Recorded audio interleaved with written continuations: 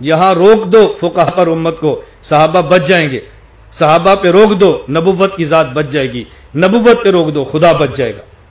یہ دروازے مت کھولو بک بک کرنے کے۔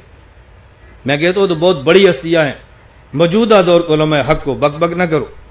میں بالکل کھلے عام کہتا ہوں، میری زندگی کھلی کتاب ہے، خلوت اور جلوت میں کوئی شخص ثابت نہیں کر سکتا میں نے اپنے علماء جو مجھے بھی گندا کھیں میں نے ان کے خلاف کبھی ایک جملہ بھی کہا۔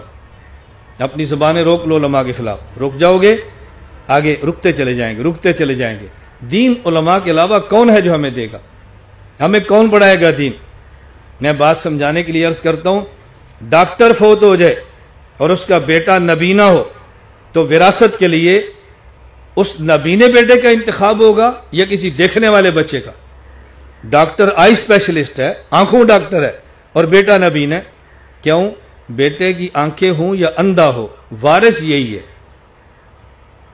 باپ پہلوان ہے وہ مر جائے اور بیٹا لنگڑا ہے تو اسی کو وارث سمجھیں گے کسی اور کو سمجھیں گے؟ وہ بے شک لنگڑا ہے لیکن وارث یہی ہے۔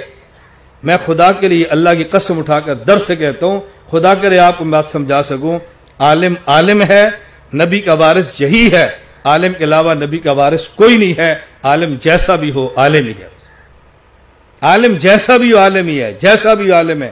یہ کردار کشیاں مجھے چھوڑو، مجھے تو غرض نہیں ہے، میں تو خدا کے کرم سے فری ٹینشن لوگ ہوں۔ مجھے اللہ نے اتنا مضبوط اعصاب دیے ہیں جس کا کم از کم تم تصور نہیں کر سکتے۔ یہ میرے کابر علماء حق کی جوتیوں کا صدقہ ہے۔ میں نہیں متاثر ہوتا اپنے خلاف، نہ میں اپنا دفاع کرتا ہوں، نہ اپنی صفائیاں دیتا ہوں، نہ تم سے صفائی کی بھیک مانگتا ہوں۔ میں علماء کی بات کرتا ہوں، زبانیں بند کرو، زبانیں روکو، زبانیں روکو، علماء کے خلاف کوئی بات نہ کرو۔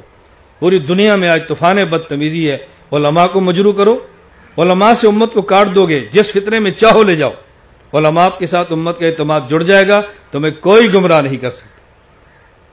اللہ میں یہ باتیں سمجھنے کی توفیق عطا فرمائے۔